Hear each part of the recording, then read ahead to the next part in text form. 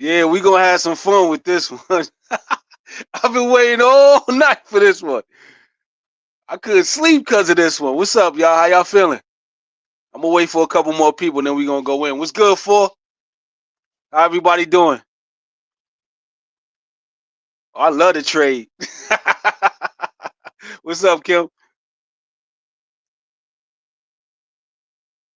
I couldn't even sleep, yo. I couldn't sleep, but I'm old. You know what I mean? I was sipping on something, enjoying my day off. I was like, I got to do this in the morning. I got to do this when I get time during the day. The next, I had to do it. I know I got to do it today for sure. What's good with y'all though?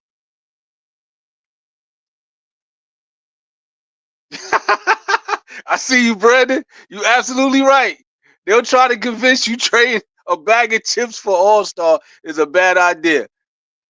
But I still got my reservations. But shit, he got it done though. Masai got it done. Hey yo, he got rid of Bruce, Kels, two invisible people from the future for a bona fide. Yeah, the kid is an all star, man. That shit is yo. We gotta protect Masai at all costs. It might seem situational, but hey, he got it done. He got rid of Bruce. That's all I care about. He got rid of Bruce, man. Long as we got rid of Bruce for nothing, I'm good. We got rid of Kels. I'm a little 50-50 on that one, but listen, he let go of them 2 draft picks. I'm happy about that. You know what I mean? We're not holding on to this invisible potential kid.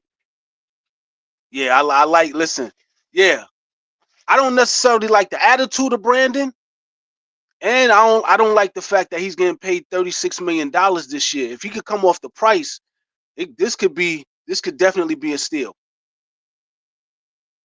Oh yeah, I don't think Chris going nowhere. Chris bought himself some more time.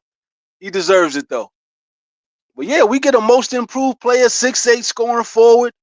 You know what I mean? He averages about 60 games a year. Everybody keeps saying how injury prone he is, but yeah, yeah.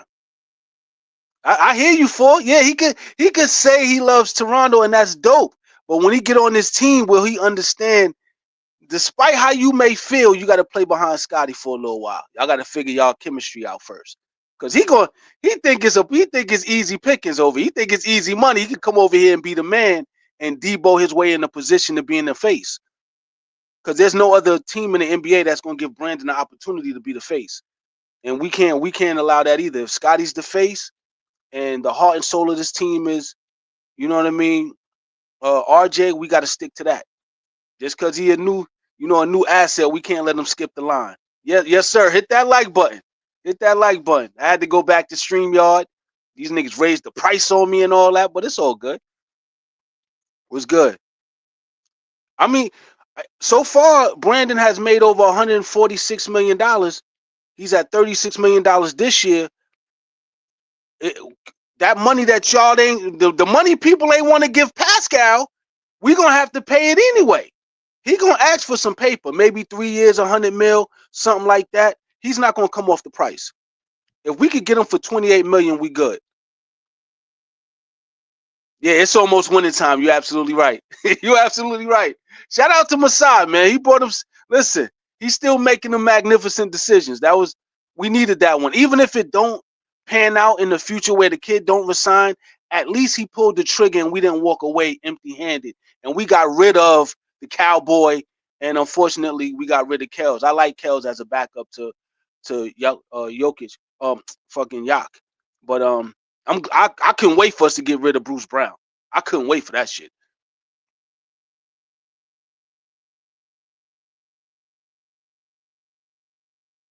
All right, so if we can figure out a way to get Ingram for a good price, I mean, no, he shouldn't get 30 from us. That's if we didn't want to give. Oh, he's eligible for 48 million. No, hell no, we're not giving him that. Nobody's giving him 48 million dollars. Nah, nobody's giving him 40. Nobody in the NBA is giving that kid 48 million dollars. You know what I mean? He gonna get some paper, but he ain't not no 48 million. Shit. Nah, they not give. Nah, Brandon Ingram is eligible, but what we gonna negotiate is gonna be less than that. We not giving him that. Nah, I didn't see the Davion Mitchell trade. Who do we get for him? Yeah, he'll get paid. He's only 27, but there's an attitude issue there. There's something there. In order for him to be the player that he is, like I said before, he has to maintain a certain temperament and a certain hunger, and it doesn't necessarily coexist unless he's in the right environment.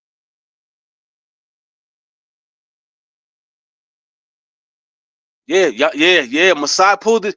Yeah, he he walked back into his office like a big dog. Shout out to Masai, man. We the biggest thing for me is we got rid of what we needed to get rid of to make room for what we need to make room for. That's the most important thing. That's more important than anything to me. He understood the assignment and got the job done.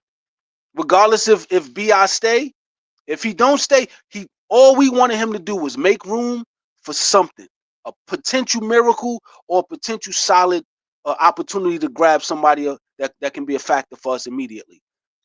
And we had to get rid of Bruce Brown. We wasn't nah. Nah, we had to get rid of him. No, we all agreed on getting rid of him. But Kells we I kind of wanted him on the team, but it is what it is. PJ Tucker. What the hell we got PJ Tucker again? You talking about the sneaker fiend? Yeah, buy him out, man. Let him go buy him a Foot Locker or something like that. Nah, we ain't got time for that shit. Yeah, yeah. There was a time when we kind of did want him, but now it's like nah, they put him in a certain space. Nah, he played. Nah, if you average he played 79 games the first year, and then the last few years he averaged almost 60 games a year. You tripping? Talking about he only played 40 games a year. That's crazy. Ah, the sneakerhead. Nah, we that nigga go buy a Foot Locker, man. We good on that. We off that. Nah, son. Nah, this nigga got a house for just sneakers. That's diabolical. Like, who does that? Like for real. Come on now. Who has a house for just sneakers? You can't give some people money. They just hell, he better not ever cry broke.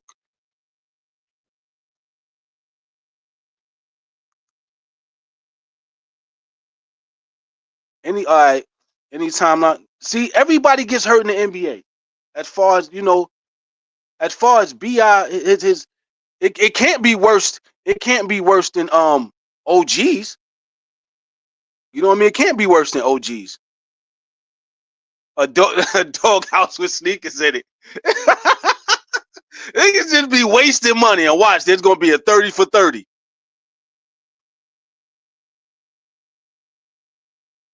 Yeah, let's see how it looks. Yeah, I'm interested too. I want to see how everybody look together. Let's see what it look like. Let's see what it look like. Let's have some fun. Yeah, everything went crazy since that Luka trade. Everything went crazy. Absolutely right. Everything been crazy. But hey, there has to be a shift in the league. It's not working. They're looking big time for more entertainment. They got the $76 billion deal. Everything is being set up for it to be a movie on all these channels. They have to deliver because these people gave them $76 billion. Listen, they got to deliver an entertaining product. So they're gonna do whatever they got to do to get it done. You know what I'm saying?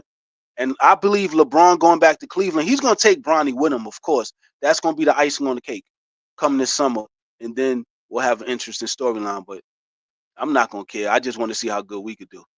Everybody's in their little spaces where they are rooting for their team to the point where it doesn't even matter if anybody else wins now. We used to all enjoy the champion. Now it's like, nigga, that ain't we don't fuck with them. We good. That ain't us. So we good. We gonna keep it moving until it's us. Everybody want their own individual party. So I love it though. I love it. Everybody standing on business. It's about time. It's about time that all the fan bases are sticking to their team. Yeah, RIP Irv. Yeah, that messed me up last night too. That's what I had to have a couple drinks. I heard about the Irv Gotti shit the day before. I heard about it on Monday. I heard about the Irv shit on Monday that he was fading, and then it was solidified. Everybody wanted to, nobody wanted to believe it, but yeah. Shout out to Irv and Irv's family, and you know, I know him and Fifth is trolling. But he's the only one on this planet that got a reason to though. So it's like, yeah, Irv, yeah. RP Irv. He's responsible for DMX, Jay going to Def Jam, Ja, Mike Geronimo. Like he's yeah, man, he's responsible for a lot of great acts and applying pressure and making sure that New York sounded like New York and dudes was competing with each other. You know what I mean? Honestly, everybody wanted to be better than everybody else and everybody wanted to get to the bag, and it made it dope, man. It made some incredible years of hip hop that we'll never see again. We'll never see that shit again. But hey, at least we'll get an opportunity to see something better. You know what I mean? We'll see what else, see who else can come up with something nice. Because we can't live in the past. You know what I mean? But he played his position, and him, Clark Kent, you know what I mean? All these, there was a lot of factors that made the 90s special. Yeah, Mike Geronimo was fire. You playing. Mike Geronimo was nice. Master IC was fire. Like he had a moment, man. He had a nice moment, but RIP Irv, man. Let me see. Yeah, hit that like button, everybody. Yeah, please do that. Please do that.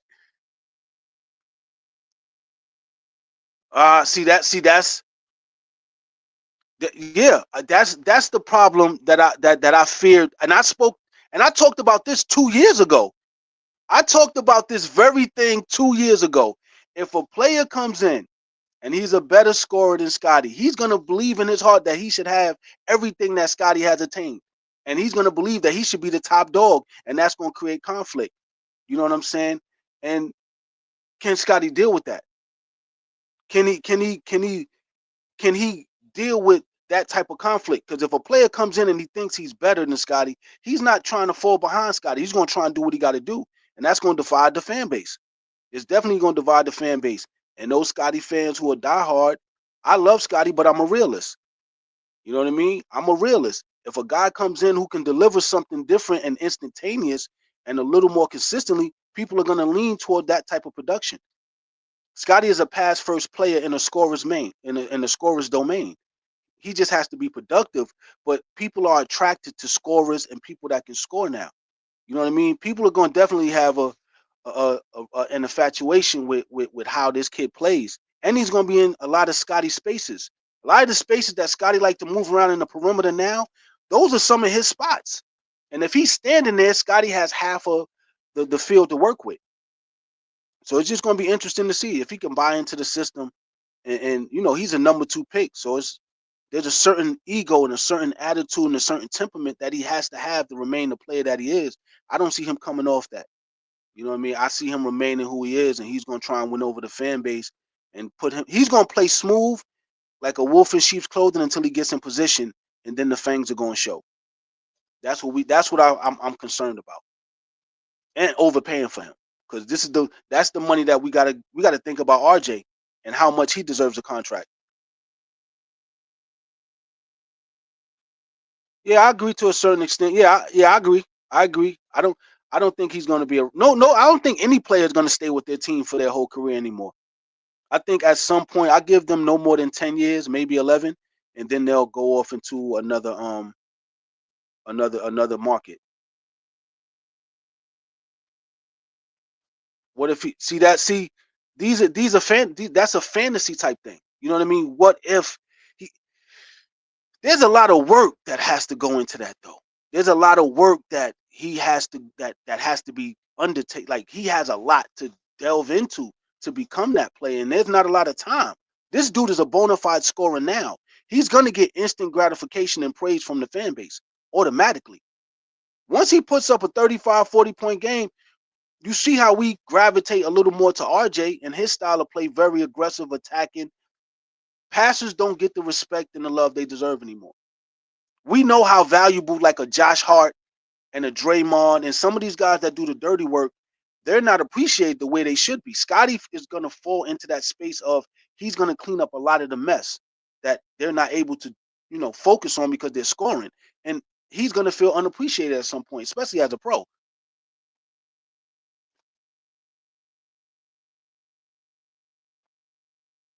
See, yeah, that's another factor. Will he be good as a third? Yeah. I think will he understand that? Will he understand it now? Remember, he's an all-star, all NBA. He got a no, not all-star. Could potentially be an all defensive player at some point, if not this year. Will he be able to take that back seat and be a third option? And I understand that. In order for us to be good, he has to be a third option. That's real. That's real. That's a fact. He would have to be a third option.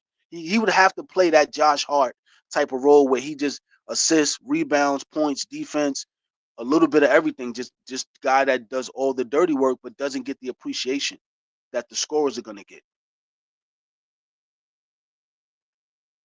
Yeah, I agree. If he if if remember the primary ball handler for this team is what you call it is quickly. So he's gonna get some of those assists as well. So I think he'll get around 9 assists. I think I think Scottie could get around 9 assists and get us around 10 rebounds. And then if he can maintain the 20 points a game, it's perfect. It's perfect. I just don't want him to I don't want his energy to get lost in the shuffle and become unappreciated. Yeah, that's Drake. I said it. Yeah, I also said that years ago. He's an upgraded version of Draymond, and that's a valuable piece. That's a championship piece to have. And Draymond Green, for all that we say that Draymond Green is, he got 4 rings. He was a big. Without him, there is no Steph Curry the way we see him. There is no Steph Curry the way he did all the dirty work for everybody, and he was the heart and soul and the enforcer at the same time. But he don't get the same appreciation because he ain't getting buckets. But he's very important. Yes, Draymond 2.0, very valuable. But kids nowadays they look at that as a bad thing because you don't, you know what I mean? You're doing grown man's work. It's no fantasies attached to it. It's day in day out. That's real grinding. What Draymond Green has done he's Draymond Green with athleticism, and Draymond has done it with no athleticism at all. He just grinded it out game after game. Listen, if we can get Scottie into that mode where he's committed to doing that work, who's gonna stop him from getting a triple double 3 out of 5 games in a row? Easy.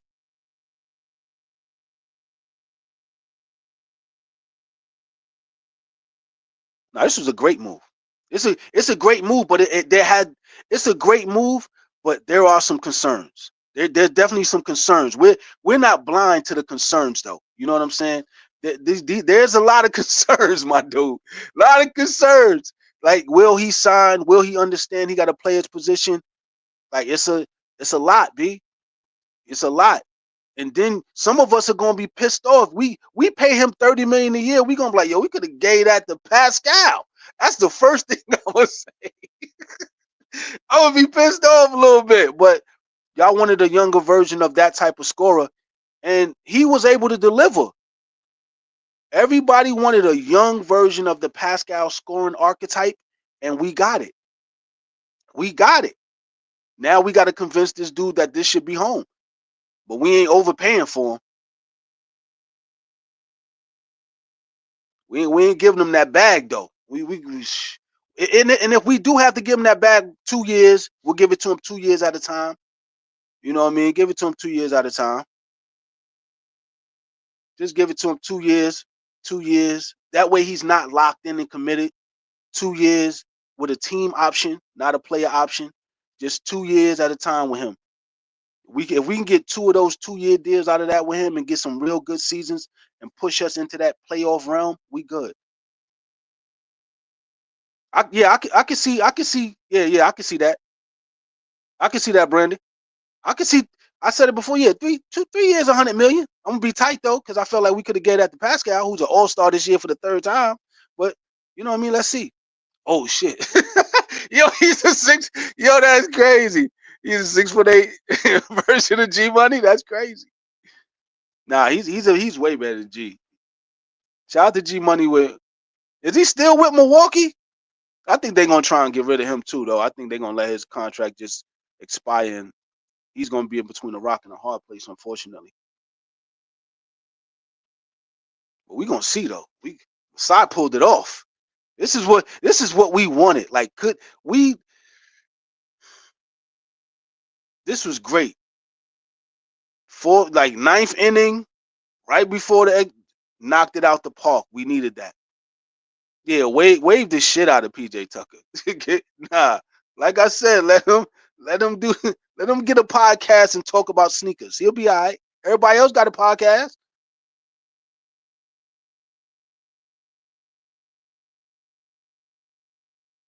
I say, if it's 40, if it's 80 for 2 years, I say that's cool. You know what I mean? And just keep giving them that in 2 year increments, as opposed to giving them the one, the 200 or the 160 for 4 or whatever it is. Because some guys are gonna be in their feelings in that locker room. Because if you giving him 40, what we gonna do when we gonna get around to paying RJ? You know what I mean? So it's gonna be one of them things. But it might enable us to to really negotiate with RJ in a certain way where he can come off the price as well, because we're not putting so much responsibility on him.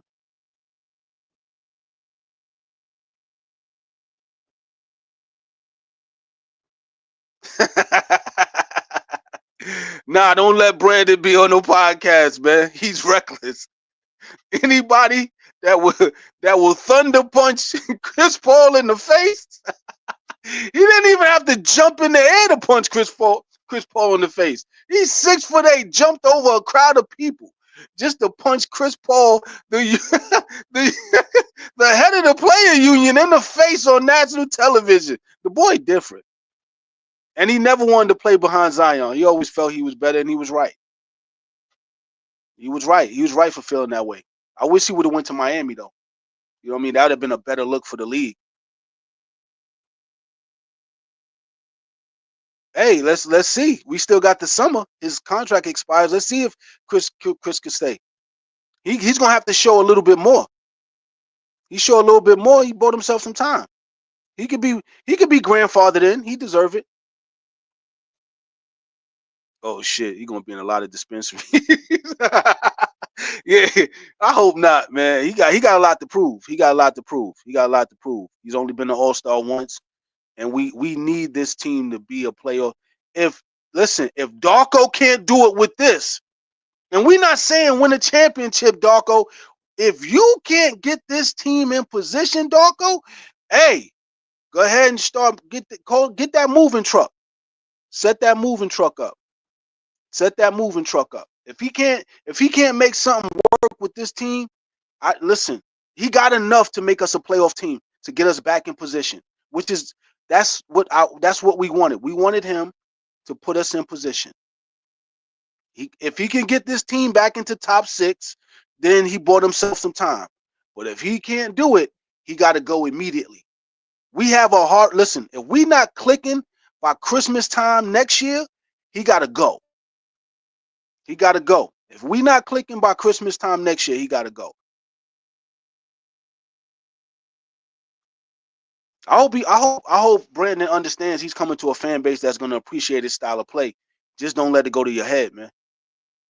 Just don't let it go to your head, and understand that Scottie's still the face of the team. RJ's still a heart and soul of the team. Everybody that we got here, there's in a relationship that we have. He's gonna have to earn our respect and earn our admiration. We ain't moving nobody out the way. He's not gonna be the man on this team. He got work to do. As long as he understands he got work to do, and we not just handing out paychecks, because he'll get traded too. We'll give him the bag and trade him for somebody else too. Listen. I'm gonna say it like this. Let us give him that 40 for 2 years, and Joel Embiid want to come over here for a little minute. Hey, hey, he gotta go. We'll trade him too. Nah. I'm in the basement right now. Everybody moving around upstairs. Yeah, I'm in the basement, so everybody just walking around doing what they do. I can't. They do what they got. Yo, boy, you need a wrench, or is it? I'm in the basement, so you're gonna hear a lot of crickety, crackety moving around over here. Everybody stepping and stomping upstairs. But if you need a wrench, I ain't got no wrenches. All right, let me see. Let me see. Davion had to get traded. It's a contract year for him. You know what I mean? We gotta trade him. You know what I mean? We weren't gonna give him no money.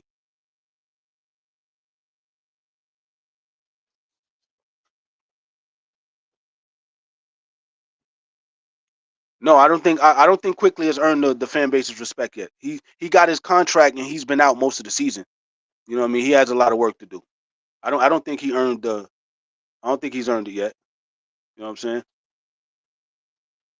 Yeah, we definitely have Jamal Shed, but I think I think with Jamal Shed, his thing is defense. You know what I mean? His thing is defense.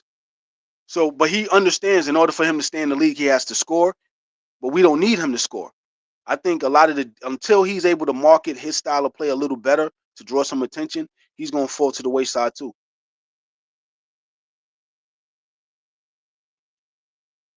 But listen, the thing with Jamal Shedd's style of play, people take it for granted. Like a defensive point guard like him, like look at everything that um what's the name what's my man name from Chicago?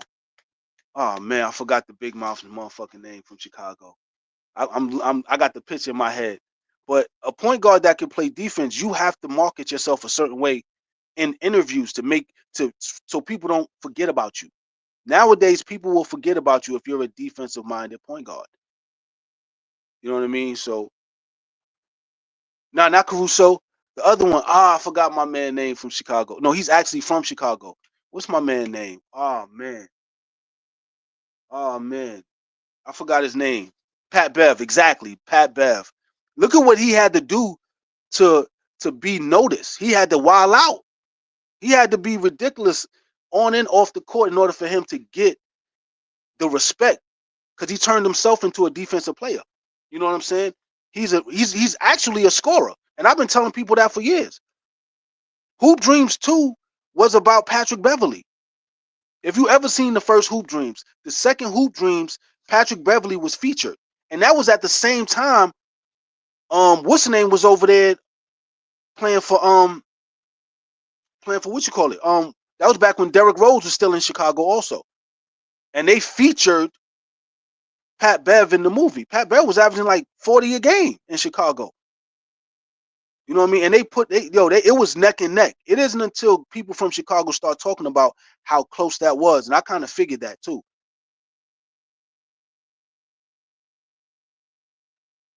We gotta see this team look good. Like our top 6 players, I had a chance to look at the picture of the group we got. It's impressive.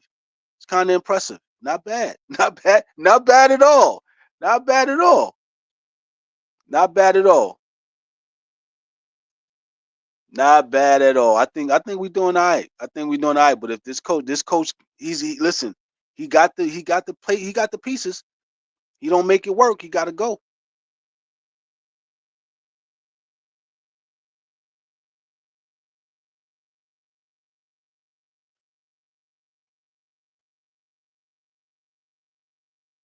We're gonna see what happened though. We're gonna see what happened. We're gonna see how this works out. But isn't Ingram hurt? Is he hurt now? Because thus far he's only played 18 games this year. So they think they're getting away with a fast one, dropping them off. Okay, 2 more hours till trade deadline. Let's see. We might be able to flip Brandon into something. Never know. It ain't over till it's over. Ankle. Oh, he's always had ankle issues. All right, cool. That's nothing. He'll get over that. He'll get over that. That's cool. Ankle sprain, he'll be all right. He's gonna get a lot of those.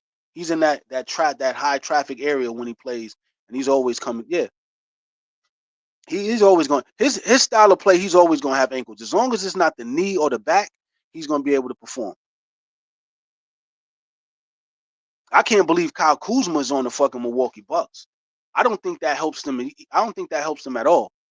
You know, I don't. I think he's gonna have to figure out the system first and understand he ain't getting a rock. If Giannis gets going or Dame gets going, he's not getting a rock. He's really going. He's leaving a spot where he's one of the top options. To now, you not only are you're not third, you're like fourth or fifth because they got to pencil you in and figure it out. And Doc is Doc.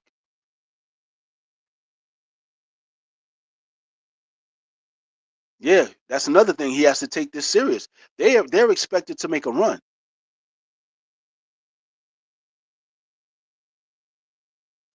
The Wizards been making ridiculous moves for the last few years, man. Overpaying people, letting guys go. Is Some teams are just in it for the bag.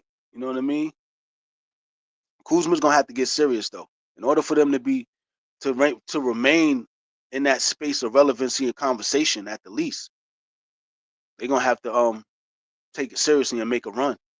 There's like 4 teams that have to make a deep run, and that deep run can only fit 2 teams. That conference finals is only a 2 team situation, and you got 4 or 5 teams that need to be in that space to validate what they're doing or what they've been doing the last few years.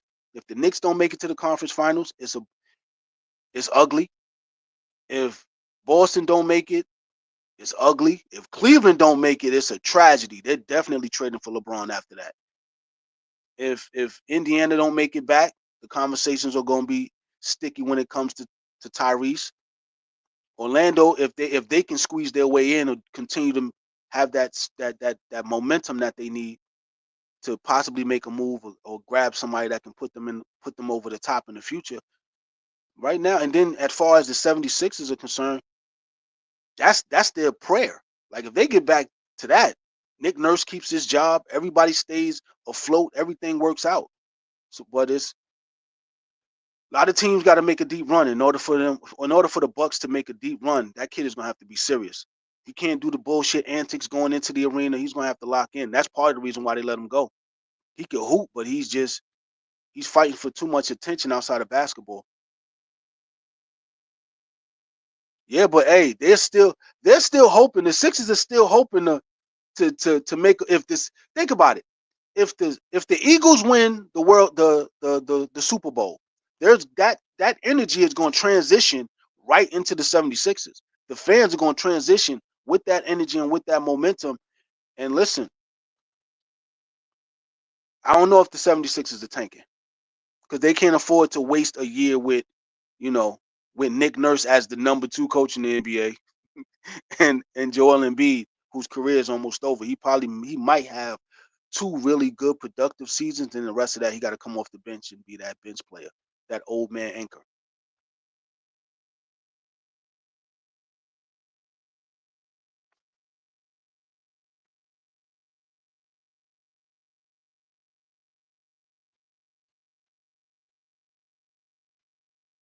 Oh, the Raps should get. Yeah, I would like to see Kyle back, but I don't think he want to leave Philly right now. He's loving being back home. He just did a session or a photo shoot with him or a podcast session with him and DeMar DeRozan and fucking Nick Nurse was sliding by and they all had a nice little conversation. So he looks comfortable where he is.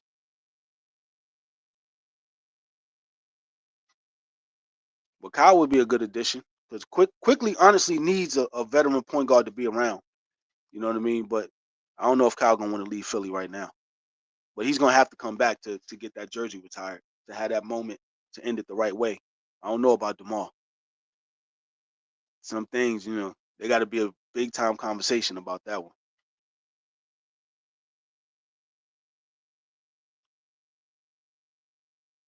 Yeah, that's what that was. Oh, it was good. Yeah, I heard about Jody Fernandez. But I don't, I don't know. That was probably the organization forcing him to do that shit. Because there's no reason for him to do that. It's not like he's going to be the head coach of the American team. They're going to go with somebody who's a little more prominent because we have to win the gold in Cali. Have to, have to. I don't know if he can get that team there. And now you got to find the players because LeBron and them are probably going to be gone. And you don't want a 45-year-old LeBron playing in the goddamn Olympics, along with the other old heads. I think they're going to need somebody to bring those young kids together. I don't know if he could do it. It's going to take a lot. It's going to take a whole lot.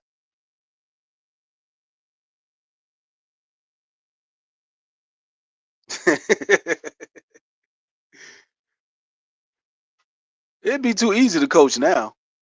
It'd be too easy to coach now. Somebody had asked me about that at my job. My manager was asking would I ever coach kids and shit. It's kind of dope. I wouldn't mind coaching kids. But I don't know about I could it'd be easy for me to coach an Olympic team too though. That would be easy work. You know what I mean? All you gotta do is just tell players what to do and just watch them execute.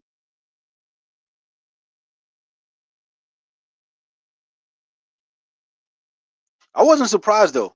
Like I'm not surprised Jody. I'm not surprised Jody. What you call it? Step down. They will listen. You do not think about it. Right now, they're making room in Cali for. They're creating a smart city for the Olympics. Right.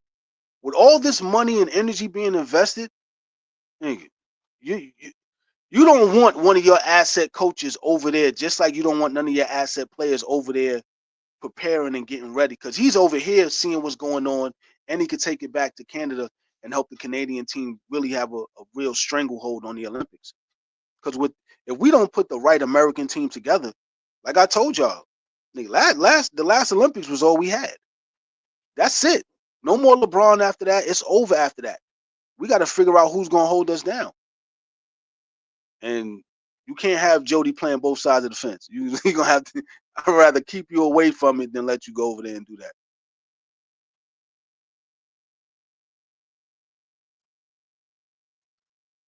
That move is ridiculous. De'Aaron Fox and De'Aaron Fox to the Spurs is a ridiculous move. You know what I mean? That it doesn't help the team like they think, because he's gonna look out for himself. He's a score first speedster. Wemby can't move that fast. Wemby ain't gonna be able to keep up with him. He's gonna get so many breakaway baskets, and Wemby is gonna be looked at as, hey, yo, if I get beat, you gonna clean that up. And once he gets in that cleanup man role, down the drain everything goes, because they're gonna start looking at him as somebody to just right their wrongs, as opposed to him being the superstar that team believes he could be. It's one thing when the organization believes you're a superstar. When your peers don't believe in you, you saw. Listen, you heard the stories about certain players not caring about another player's agenda.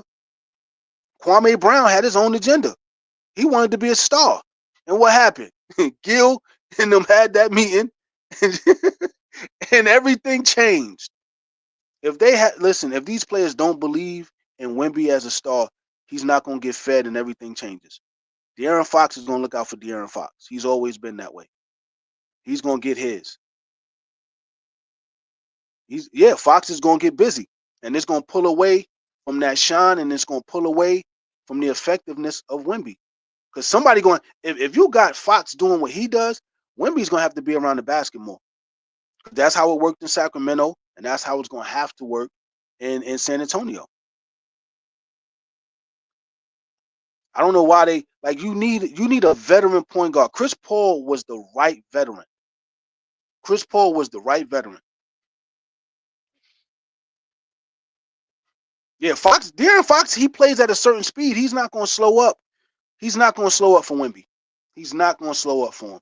Wemby's going to have to move. He's not going to be able to keep up. Anytime Wemby gets a block or a rebound, outlet. I'm outside. You got to let that fly. Let it go. I'm gone. He's gone. And they're going to want those transition buckets. And then after somebody scores, they'll feed Wemby. They're not going to get on a fast break and then wait for Wemby to come down and then feed them like they've been doing. Nah, nah. Soon as you get a ball to the speedster, he's gone. He ain't fucking giving it back. You're not getting it back. He's the fastest person on the court. De'Aaron Fox has rarely not been the fastest person on the court. He's gone. I agree. LaMelo would be another one that would be perfect for him. Trae Young also. I believe, yeah, Trae Young would be, yeah, because he would dish it off, and he's a volume shooter, which means he'll get an opportunity to get a lot of rebounds off of them long ass jump shots that boy be taking. De'Aaron Fox is getting to the basket, and listen, all his contemporaries are getting to the basket. Shea, Ja Morant, you still in the eye of the storm. The Wolves are still out, so you still got to compete with that. So he's not going to put Wemby in front.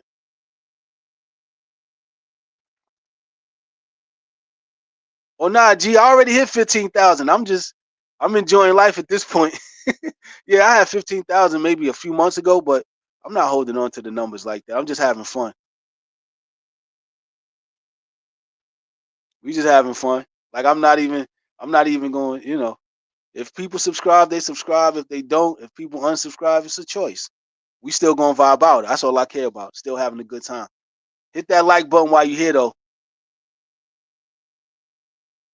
Shay should have been MVP last year. I don't know why they gave it to Joker again. Like that type of shit burns my soul because it makes no sense to keep giving Joker. Like somebody kept saying Joker still deserves it. After a certain point, it becomes regular for you to be a superstar. If that's the case, Michael Jordan should have won every MVP after 87. You know what I mean? As well as you already know Kobe should have had more MVPs. Steve Nash won back to back. I understand one, but I don't understand back to back. You know what I mean? SGA should have been a MVP last year. We get used to guys' greatness. That's reality. And that's commonplace. Once you hit a certain top tier level of play, how many awards are we gonna have to give you without you winning big and dominating? You know what I'm saying? Like I don't think that Joker did enough last year to take it from Shea Alexander the way he did. Like they made it seem like it was a unanimous thing because he carried his team at the end of the season to get in position. Shea Alexander should have won MVP last year. Yeah, they definitely are. They definitely are. I mean, at some point, I think there's going to be a reduction of European players coming into the NBA if the NBA can start that Euro League. I think the NBA is going. There's already talks of the NBA having their Euro League. So we'll see how that works out. I think the players are complaining about. There's been a lot of complaining about players coming over here and not being able to fit in, and it being a waste of time and a waste of money for both sides to try that. It's only one. It's like one out of fucking 30 that actually work out. You know what I mean? So everybody's not a Dirk or any of the other star players that can or Luca that can come over here and really hoop like that without that culture shock being a factor.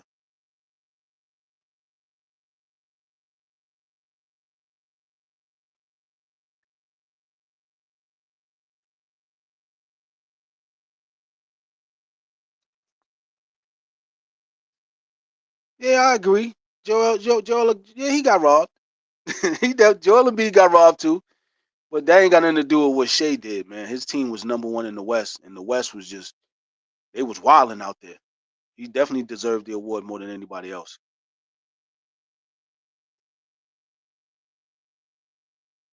I mean, if we trade Boucher, cool. You know what I mean? It doesn't.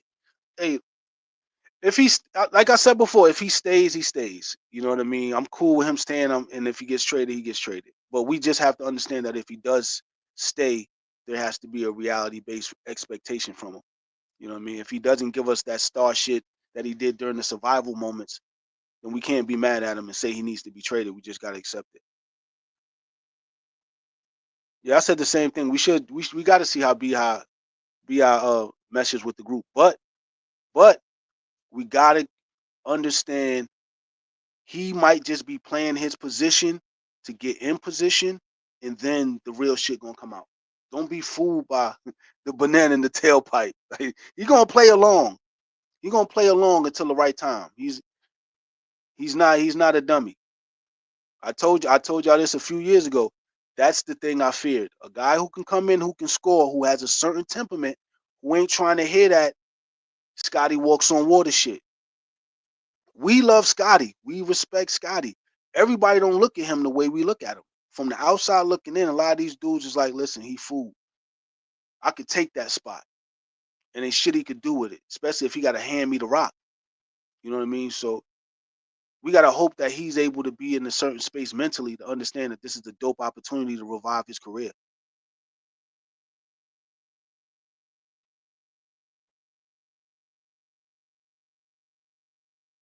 Why would we trade Chris Boucher and then bring him right back?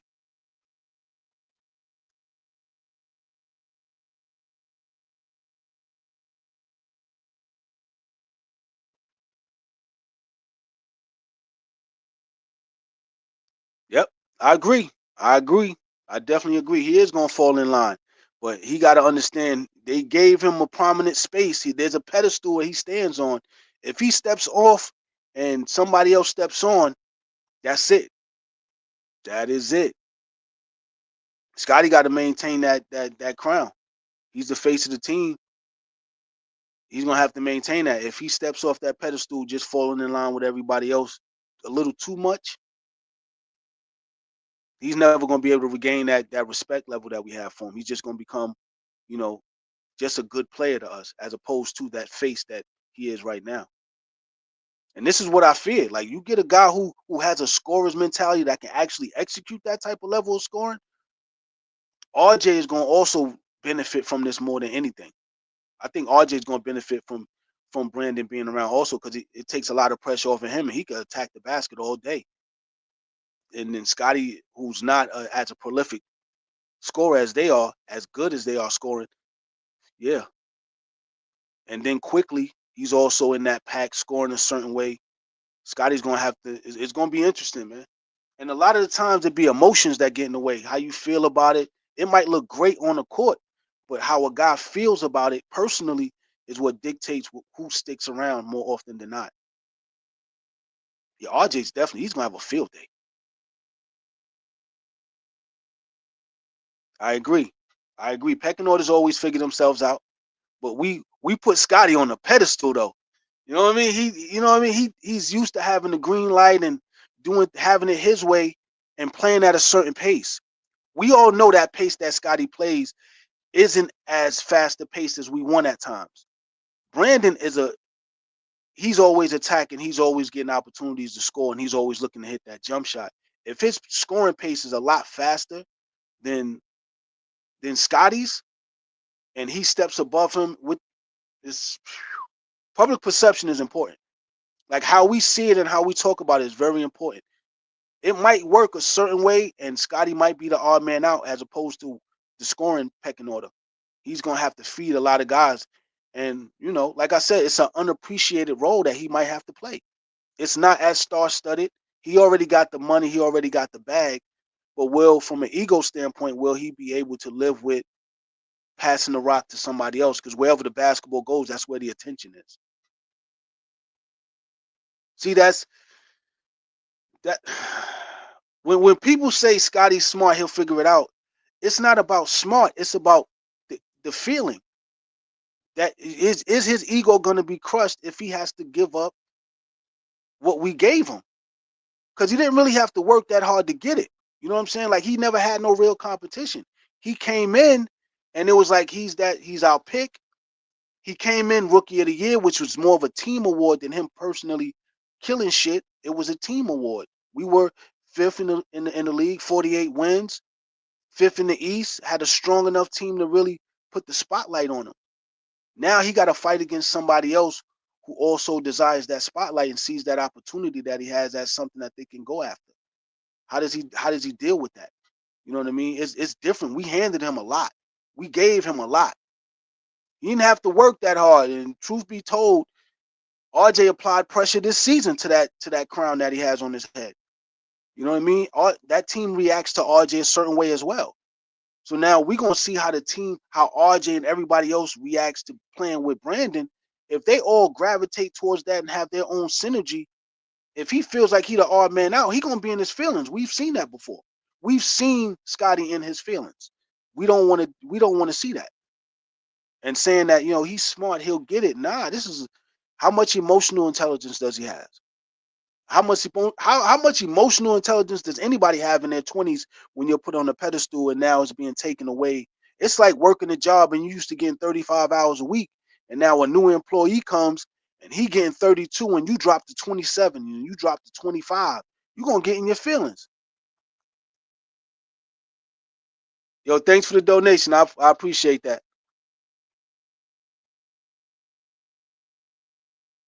Yeah, that's what I'm talking about now. If BI is the leading scorer, does he take over?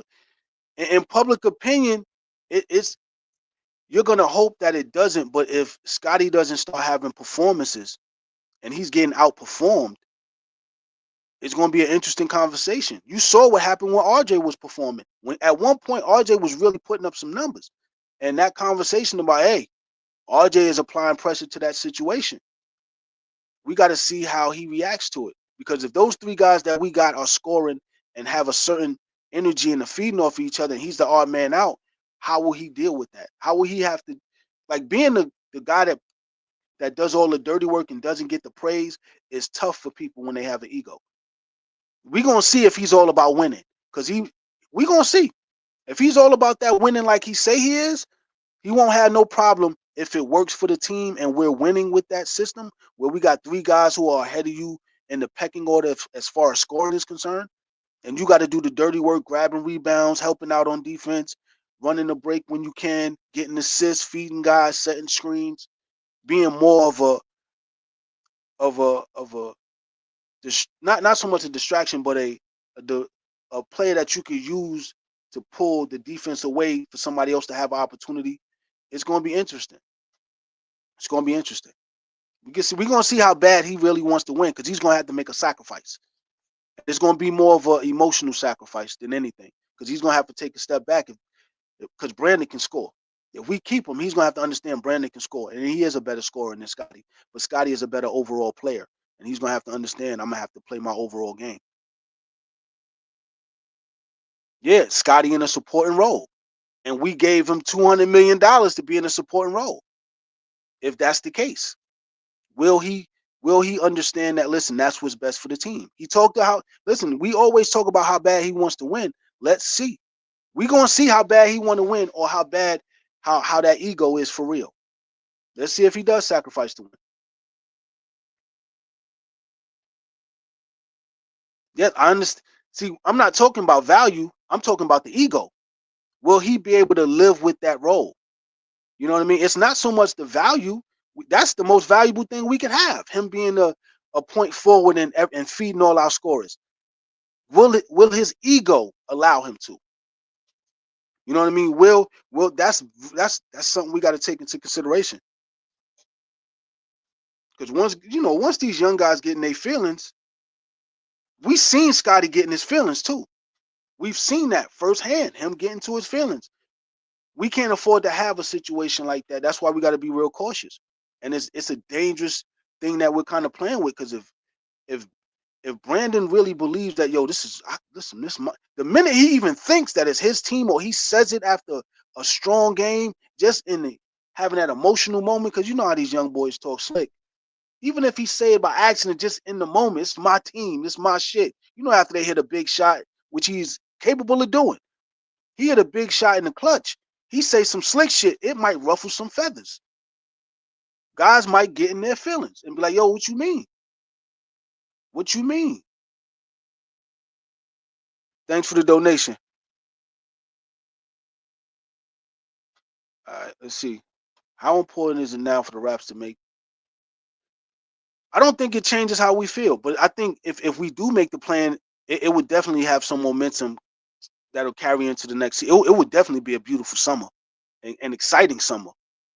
That would be if we make the plan. It would be a beautiful summer. You know what I mean? Hey yo, good looking out for Scottie will always be a third. Yeah, you're absolutely right. He will always be a third option on a good team. Absolutely, I agree 100%. He will be a third option on a good, and he has to understand that. Not even this team. Wait a minute, yo, he might be the fourth option because if Brandon, RJ, and quickly get it going, whoo, whoo, then he ends up being fourth. He ends up being fourth. He got to deal with that.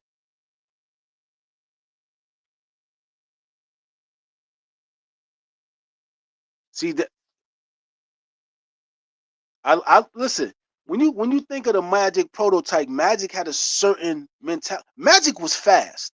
Magic could score better than Scottie, and he developed a jump shot also. But Magic was more. He was a scorer also.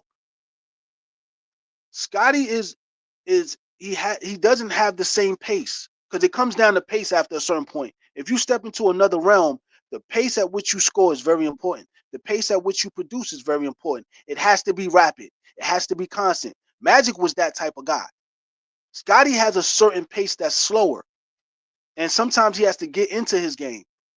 And if we don't have time to wait for all that, he's going to have to understand he's going to have to play a different style of basketball.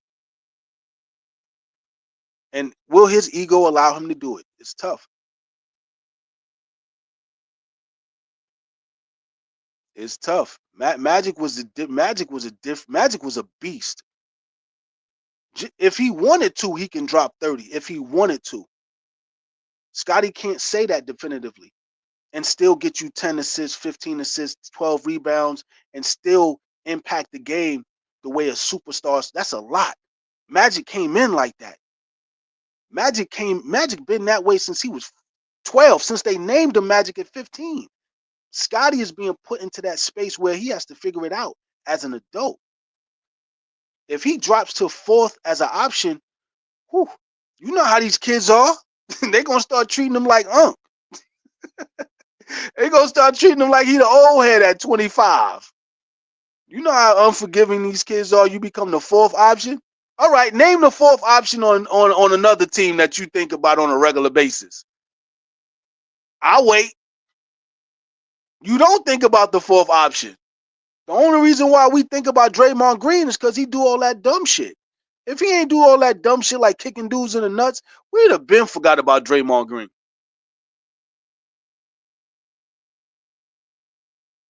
I agree. Yeah. Yeah. Yes. Magic was not somebody. You compare somebody to Magic, those are big shoes to fill, man. Big shoes to fill. Magic ain't never been the fourth option nowhere. Man, they tried to make Magic play back up to Norm Nixon. They was like, yo, play forward. He's like, I'm not playing point guard. He won finals MVP playing out of position. I'm just saying. And then he played all 5 positions. And then they got rid of Norm Nixon, who was an all-star, who led that team to the conference finals before Magic got there. Good looking out, Gully. Does Dallas go back to the finals with? Oh, that's whoo. Depends on their matchups. That depends on. It depends on their matchups, and it also depends a lot on Kyrie. Is Kyrie gonna feed him the ball? Because you know, AD is temperamental. Also, he don't get the rock. He ain't gonna want to play like that. And Kyrie is a. Now that Luka's gone, he was already doing his 1-2 step with Luka there. Now with Luka gone, shit. Kyrie gonna go buck wild. Kyrie going ham. He could dribble as much as he want. He could do whatever he want. Yeah, I don't listen. Yeah, he gonna have to wait for that rock. He gonna have to wait for that. He gonna have to wait for that rock because it's Kyrie's team now. And remember, that's LeBron's boy, and we don't know if he got if they get along. It sounds good on paper, but we don't know if they get along. We don't know if he actually likes AD. AD might have said some slick shit behind the scenes because that's LeBron's boy. We don't know. We don't know what happened behind the scenes. Might have said some shit. He might have to pay for it. He might have to. He might have to repent. you know. You,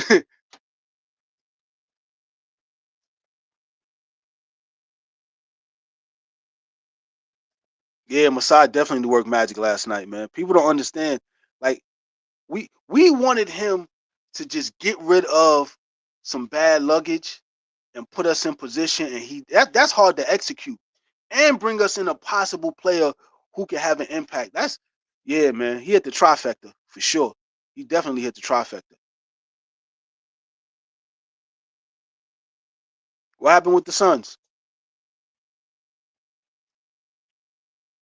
Nah, Ingram's not a bum. You tripping? Anybody that can score 20 plus in the NBA and average 19 a game over his career in the NBA? Like I crack jokes about niggas who can't play, but if you those are jokes. It ain't easy getting in the league, let alone putting up 20 a night. That ain't easy.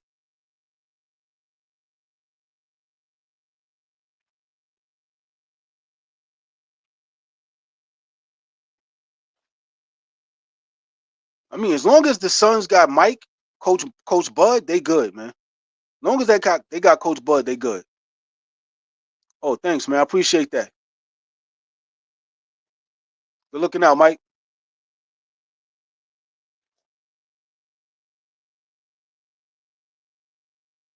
I agree. That's why the Raps are going to be that good. Yeah, if he could see, but that becomes an ego thing.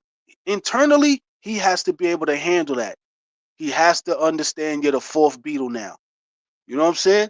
He's going from being Ralph Tresvant to being to being Ronnie DeVoe. You know what I'm saying? It's a big, you know what I mean? You're a background dancer a lot more than not. You know what I'm saying? So he gonna have to deal with that. If he could deal with that, it's cool. Cause he dealt with it in high school. In college, he really wasn't the face, but he did make an impact in FSU. But in this situation, he has to understand if it works out and he has to be the fourth option, he got to accept that. But it's hard to deal with as a rookie of the year, 200 some odd $1 million man. You want to be an all NBA, all star caliber player, which means you got to step on some of these guys' toes to get in position, which might not benefit the team as much. But if we got three guys ahead of you that can score and you're the fourth option scoring, you got to accept that. But can he? It's like we could all say, yo, he can do it. Nah, everybody can't do that. When you've been living at such a height. He's been living at a ridiculous height, yo. He came in on our shoulders. Like we championed him from the gate. Now there's some real competition. Let's see. Let's see. Let's see what he can do. Let's see if he can maintain that stature that was so easy for him to attain. That was situational. Nurkic to the Hornets, that's good. That's dangerous too. Because you just gave LaMelo a center. You just gave LaMelo a center. Now you keep playing with LaMelo Ball like he ain't one of them ones. Like he ain't the best ball brother. Listen, kid is nice. You give him a center, and there's no point guard in the NBA that can guard him. There's no two guard in the NBA that can guard him. He plays like a big guard. He plays like a big. He doesn't play.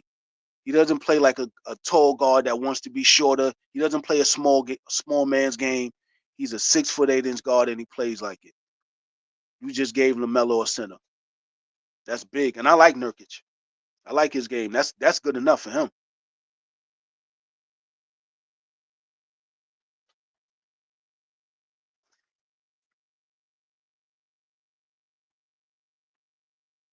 Oh, they calling it. Nah, you can't. You can't. Listen, we got to see how it plays out.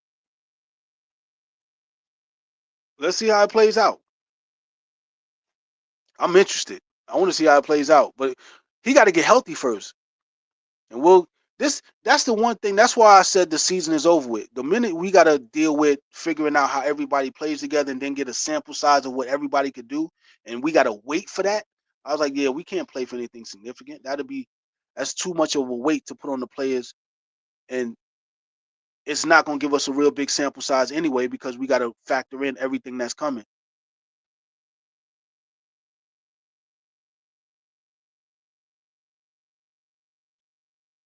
What's good, Gully? Who do I want? I would love for the Knicks to come out the East this year. And it's not because I'm a New Yorker, it's because I think they're the best. They have the best starting five. I don't want to see Boston again. Shout out to Brad Stevens. But they didn't win it the Brad Stevens way. They won it on some other shit. So we're not really respecting how they accumulate their successes. Indiana's a good team, but that would be a stretch. I don't think they're strong enough to bring the East to championship next year or this year. Um, the reason why I say the Knicks is because I know they can compete against any of the top 8 Western teams and win in the series. You know what I mean? But probably the Knicks. Probably the Knicks. If Probably the Knicks. I don't see anybody else. I don't trust Cleveland at all. I don't trust Cleveland at all. I think that's LeBron's team and they just waiting for to see how far they can go with this. If and I don't think they go into the conference finals. They have to go to the conference finals game 6 to make it worthwhile for them. The way they've been dominated the last 2 years in the regular season. You just got to see. I think New York. I would say New York come out the East and come out the West. I ain't gonna lie. Probably OKC like last year. I'd rather see OKC come out. That'll pretty much be it for me. I don't see anybody else. Maybe Memphis, so Zach Edey can get a taste of what the finals is like early.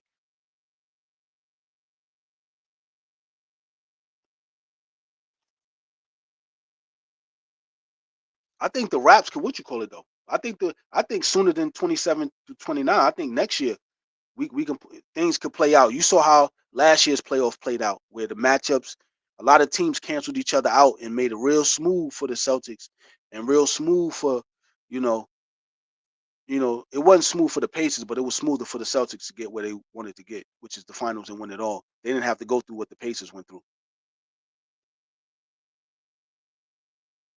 Nah, but he only got to play 60. He's been averaging like 60 games a year. But then again, P, you got to understand, you gotta. That's the hope and the prayer for all players. You don't know who's gonna make it through a full season anymore. These dudes are injury prone and they do all this other shit outside of basketball. There's no more two a days. The preseason is kind of different. There's a lot of hopes and prayers physically for a lot of players, especially the star players who got to carry the weight. Yeah, it helps us with the tank.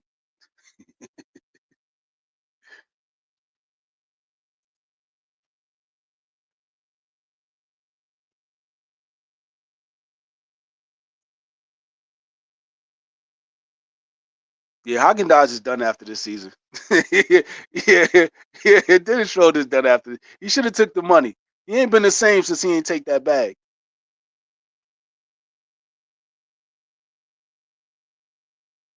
I agree. Yeah. Hey, Brandon, that's a good point. That's a good point. That's a good point. I wouldn't say he's the best. It's hard to say who the best player is because they kind of cancel each other out somewhat. I say Scottie's a better all around player. Brandon is the better scorer. RJ is close, real close to Brandon as far as scoring and assists and rebounding. Like that's yeah. But they definitely have the edge when as far as scoring is concerned. They definitely got the edge if that's what we're looking into. And if that determines who the best player is a lot more, then yeah. But he's Brandon's definitely gonna be a big factor. He's gonna have his say on who the best player is for sure. He's definitely gonna have his say. Even if it's not definitive now, I think he's gonna have a big say with his performances, and he knows that. That's where his excitement comes in because he knows we're gonna feed him the rock. He's gonna get a chance to show that he can score. And I don't think outside of RJ anybody can keep up with his scoring ability. And I think that's what a lot of us as fans are gonna gravitate towards because that's instant gratification. Like when you make a great pass, you're hoping to get a fast basket or a great shot. You're hoping that the ball goes in. But when you have somebody that actually puts the ball in the basket, it kind of skips the passing part a lot, as far as judgment and consideration. So, I mean, I love assists, but if a guy can get buckets without having to pass, what I mean, without having the ball passed to him, or he could be productive, whether he's a big face of the offense. That's important. You know what I mean? Because a lot of guys got to get in position first before they can get fed the rock. I think he's a good enough scorer. You give him 13 possessions, he'll get you 18 points and build from there. Get you 16 points without his ego getting in the way, saying I need more touches. I think he can produce with whatever we give him.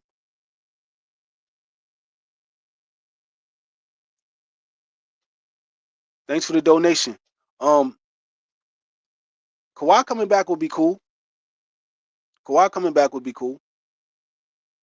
It would be cool. He would have to deal with the heckling. Kawhi would definitely have to deal with the heckling, but that would be cool. You know what I mean? He owes the city another season anyway. He owes the city another season. You know what I mean? And even if he's not 100% or 75% of what he used to be, he's still better than shit a lot of guys at his position in the Eastern Conference. Good enough to produce and give us something. We just can't pay that price for him. He ain't worth all that money anymore. Yep, that's what I alluded to earlier in the conversation. If he hits, he wants to take the big shot. And if he hits one of them and he says some slick shit, it's going to be an interesting conversation in that locker room. All he got to do is hit a game winning shot or a clutch shot and start talking about this is my shit. Oh, listen, that's enough to put a different conversation on it.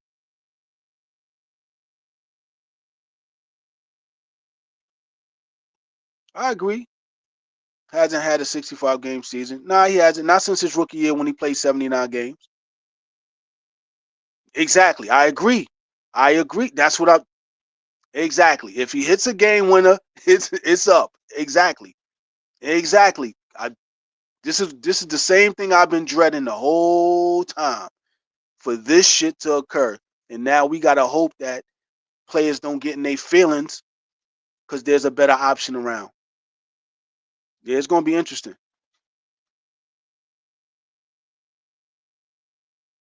Cavs just gotta win. Yeah, I mean, it's not easy to win. Like they gotta win. The Cavs gotta win big. They can't just win. They have to make it to at least game 6 of the conference finals to validate the domination they've been having in the last few regular seasons. Because everybody's picking them. You got two 7-footers, you got two great guards, you got a solid bench, you got a decent coach. You have to make the most of it. And injuries can't be a factor because whether you're injured or not, you still got to perform. We watched Indiana, even with injuries, come close to possibly beating Boston.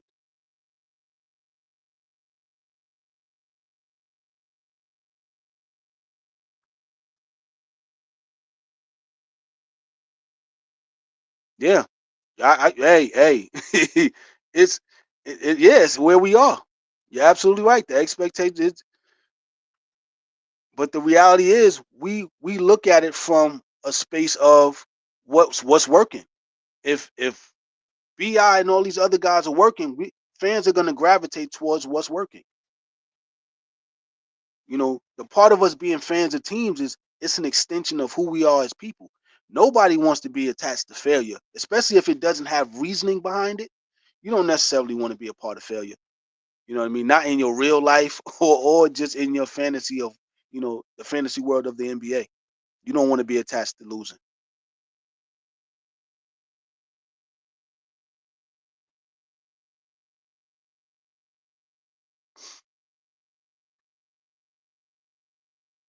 Yeah, I don't think the Cavs can get past Boston either. I don't think the Cavs could get past the Knicks. I don't think the Cavs could get past Indiana. Shit, I think they will have problem with Orlando. Or a healthy Orlando team, shit, I think they could beat the Cavs in the series. Because the Cavs, it's too much pressure for them if they go up 2 games to close out the series, and if they go down 2 games to make that run.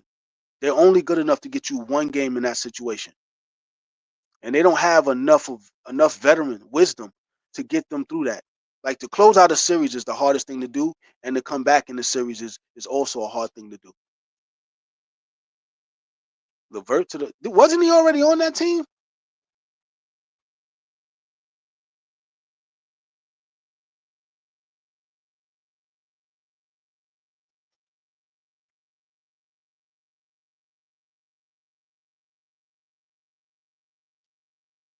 I agree. I agree, but we are where we are. We- I, hey, I understand. Listen, we got to get past that, but it's hard. Like it's what's best for the team. Absolutely right. What's best for the team is most important. But you know how people are. They just want to be right. Some people just want to be right. Look, I picked a great player. I followed him. He was a star. I was right. You know what I mean? Sometimes what's best for the team is for that star player to be a fourth option. Now, what does that make you? That would probably make people feel like I didn't make the right decision because you know how people take shit like that personal. Like the guy I champion now, he's a fourth option. You know what I mean? They start taking it personal, like they made a bad decision. But if it's best for the team, that's what's best for the team.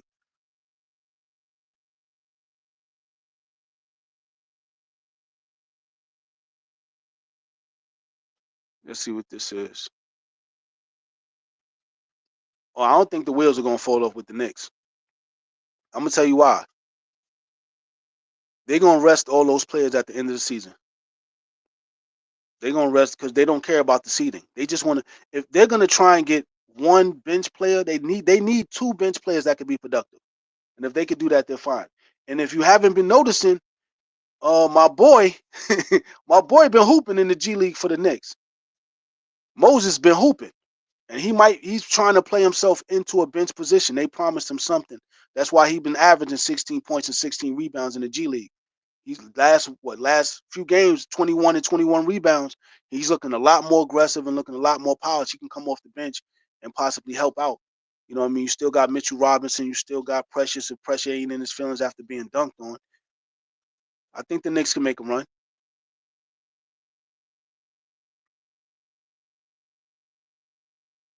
Yep, he is. Yeah, he's getting rid of expiring contracts. Chris might be next.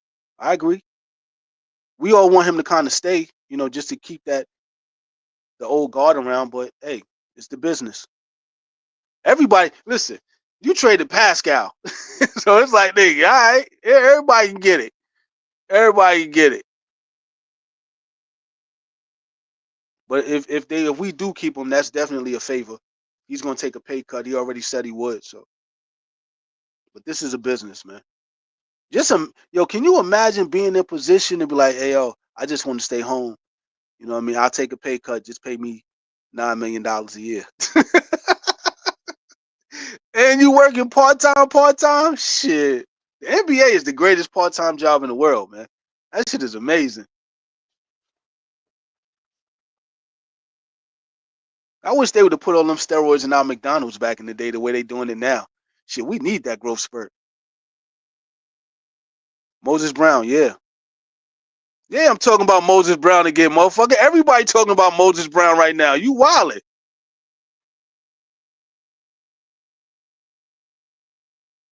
Yeah, I'm talking about Moses Brown again. Yo, you better listen. They've been watching him and he been gaining attention. You wildin'. 21 points, 21 rebounds, dunking on everything, every chance he get. 16 points, 16 rebounds. The Knicks are hiding him. You tripping.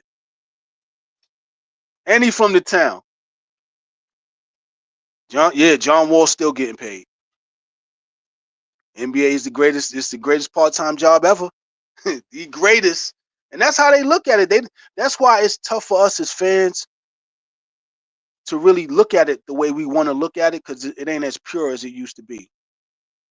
Now, I'm not related to Moses. He's just from New York. That's all. He's just a New Yorker. I'm just, we don't have a lot of ball players in the city no more. Everybody rapping. Everybody rapping, the podcast, to go vlogging or something else. We don't, ball players ain't around no more in this town.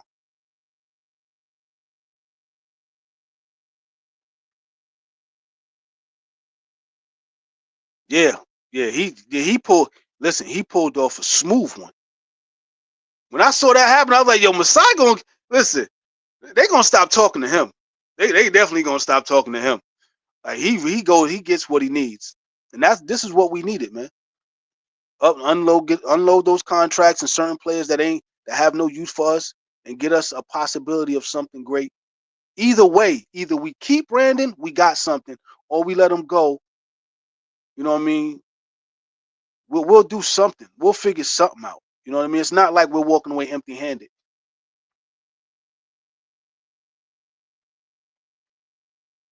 1 hour to go.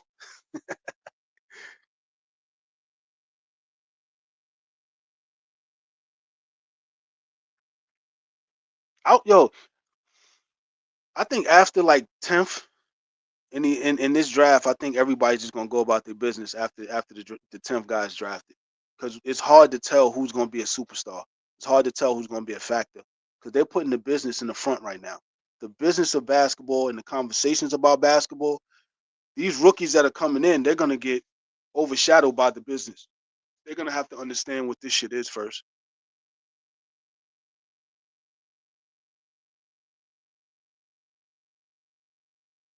I don't think the Knicks are gonna let Moses Brown get out of that. They signed him. He's hooping good. I don't think they're gonna let him go. I don't think they're gonna let him come back to us. I think he's gonna try and stay in New York. That's why he went back. Yeah, yeah. Masai's contract is almost up. We should be worried. We should be concerned. We should be, because he might want fresh air. We might want fresh air. He may want fresh air. He might want to he might want to be someplace else. And but I think he keeps saying championship here. I mean, we'll see. Now everybody gets to put their money where their mouth is. How bad, and then ownership, new ownership, their perspective on them. I don't know if Boucher is staying. You know what I mean? It's hard to say. It's hard to say. If we keep him, we just have to have the understanding that he's not going to be what we are looking at now.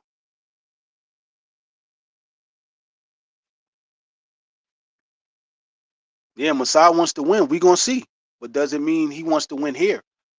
You know what I mean? They have a certain perspective as far as the new ownership, and they may have their eyes on somebody else. You know how it is when people fix some shit up for you, and then you try and hire your homeboy to do the job and pick up where he left off, so you can keep it close and have more control over the situation.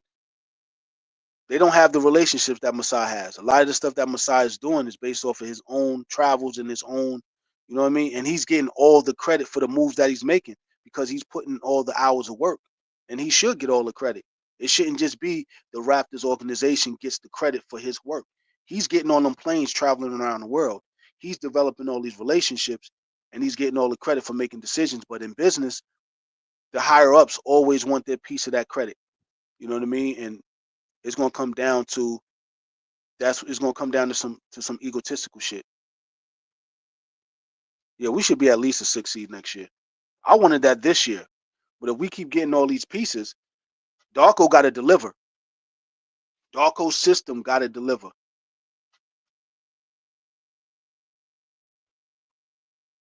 Oh, he got 8 months to recover. The fuck did his ankle fall off his leg? God damn. All right, so 8 months for Bi. Then we gotta hope. We gotta hope and pray that he resigns because his contract is up. That's why I was saying 2 years 40-40. 2 years 80 million and keep giving them 2 years. Other than that, that's it.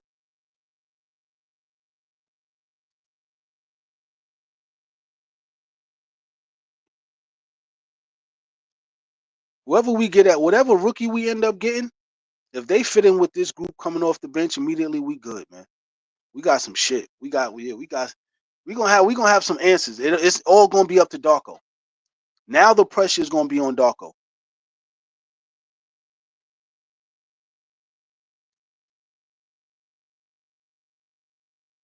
Yes. Okay.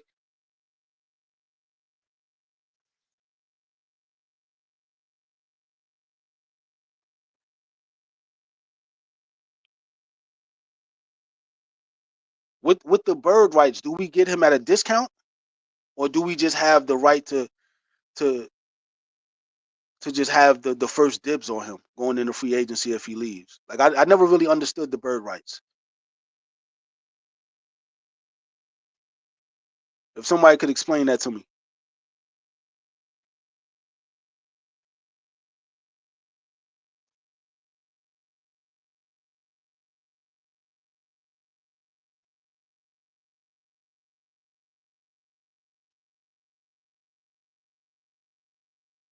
Oh, Grady is the sixth man.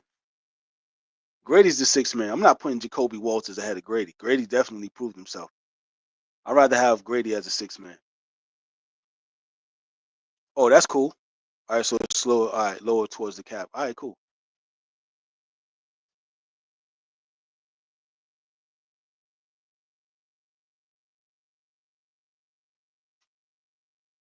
Thanks for explaining that. Like I never understood the bird rights. Mind you, I was watching when Bird fucked his back up, and he messed his back up putting in that cement driveway for his mother. That shit didn't come from basketball. Messed up a lot. I refer to a rule that allows students. Okay, good looking out for. I appreciate that. Oh, if that's the case, then yeah.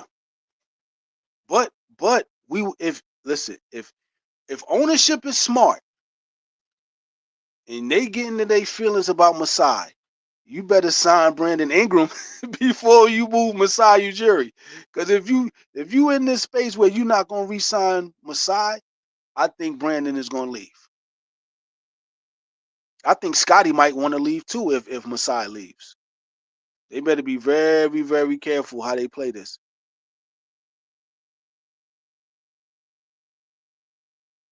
Players respect Darko, that's cool, but we gotta win.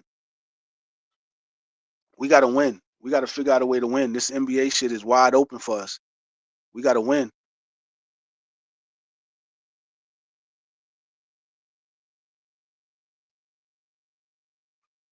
We got to win. If he could win, we good. But we got to keep him aside because a lot of these players, he's the one they have the relationship with, not ownership, especially not the new ownership. You know what I'm saying? So a lot of these relationships that Masai has, when he leaves, they're leaving with him. It's like when you have a manager. The manager leaves, guess what? His staff is like, listen, I'm not gonna be here. As soon as he leave, give it a month. We out of here too. We not staying. It works because that man was here. And you're absolutely right. No excuses for Darko.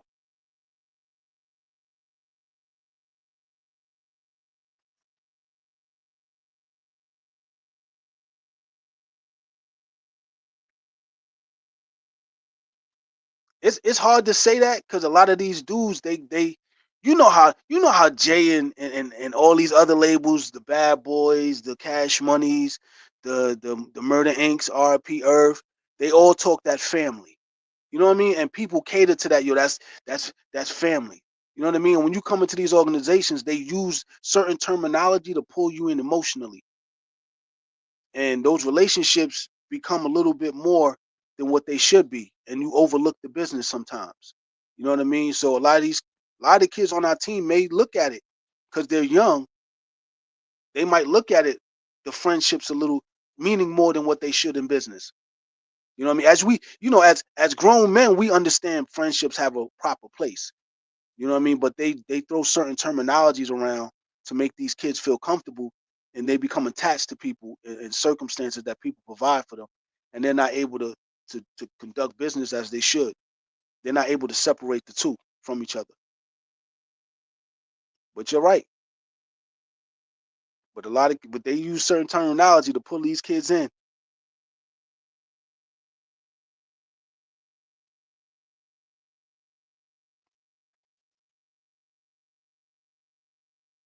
Darko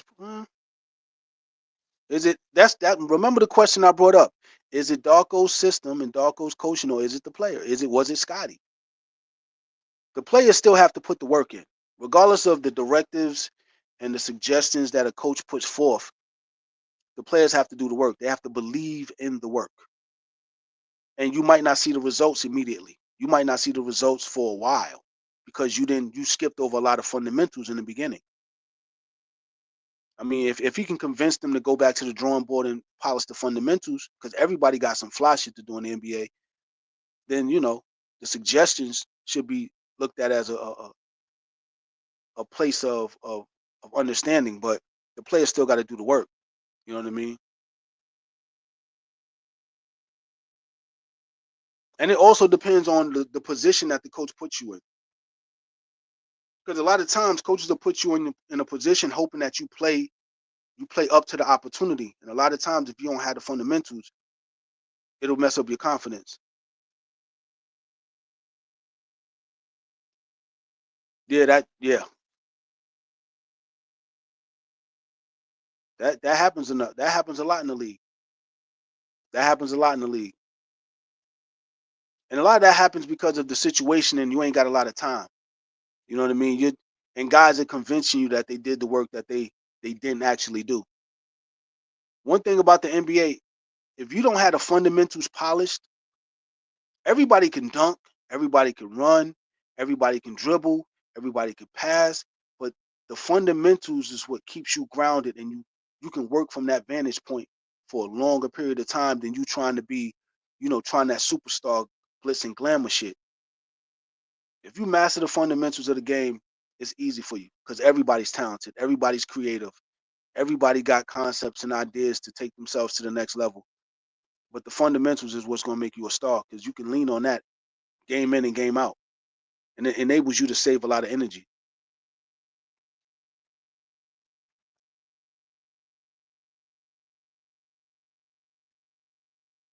Definitely, Darko definitely got to prove himself next year. He's getting the pieces. He's getting the pieces.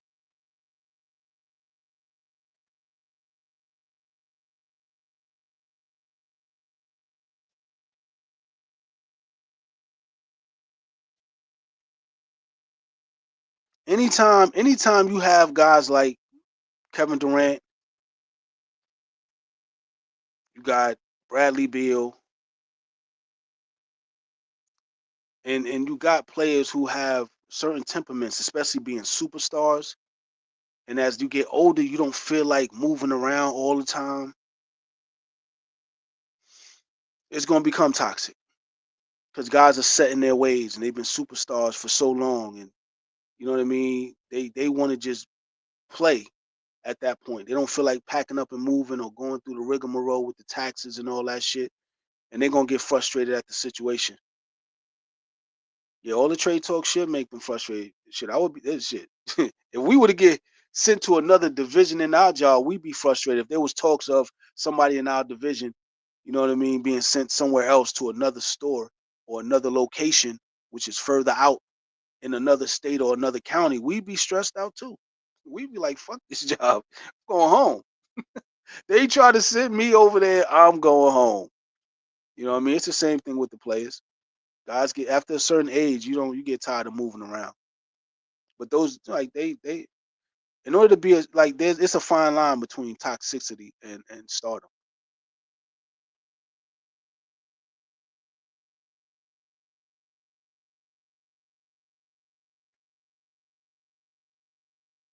I thought he would have a better career than Zion. I never was sold on Zion. I was never sold on Zion. And not because he's not good, but he's hustling. They hustling. Basketball is their hustle. We thinking Zion want to be a star. Zion just don't. They don't. This was the come up. The NBA was the come up. They got that 180, that 189. The family straight forever. They good. This was a come up. This was a come up. This was a hustle. He ain't worrying about his NBA career. He don't care. As long as he's good enough to get paid, he's good. That's all he cared about. That's the case. That he would take his nutrition a little serious. He'd be lifting weights. Nah, he ain't serious about the NBA. RJ's a little bit more serious because RJ came from an affluent situation, a little better situation. He could always go back to that. You know what I mean? This NBA shit for Zion was the hustle. This was to get us out of the yeah. Mom Duke's. This is Mom Duke's concept.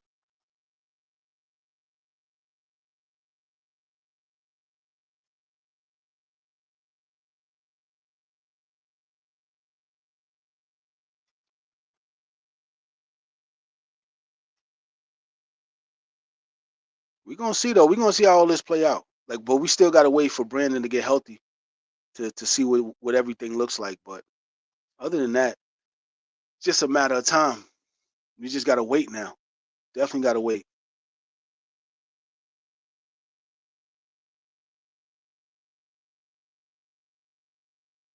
Yeah, Zion. Yeah, he already made it. Zion already. He already made it. He got the bag. He already got the bag. That's what it was. It's about coming up. Yeah. See, but to be honest with you, that's all these kids' MO. All these kids that are coming into the NBA, this is their stepping stone to the rest of their life. They have so much information. And they like, yo, people are telling them like, yo, you're gonna be in the NBA for maybe 6, 7 years. By the time you leave the NBA, you're gonna be in your 30s. You're still gonna have 45 years of life to live. Let the NBA set you up for the rest of your life. And everybody's coming in not caring about being the best player. They're coming in wanting to set up the rest of their lives. Because they probably listen, if I do this right, I never have to work again.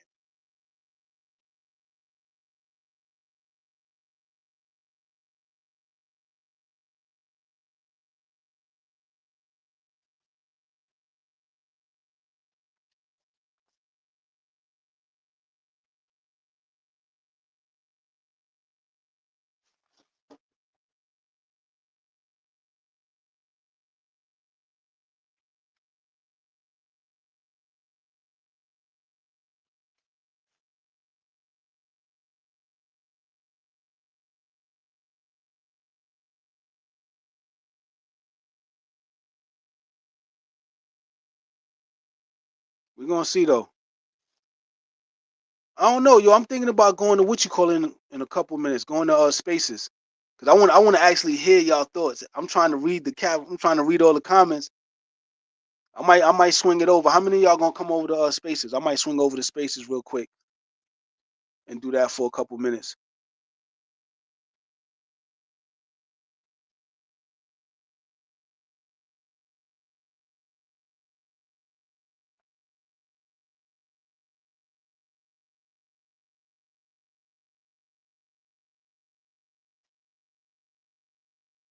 I bet. So I'm gonna meet y'all over in Spaces.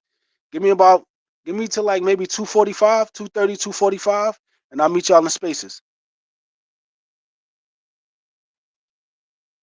I'm gonna holler at y'all. I'll see you in Spaces. Peace.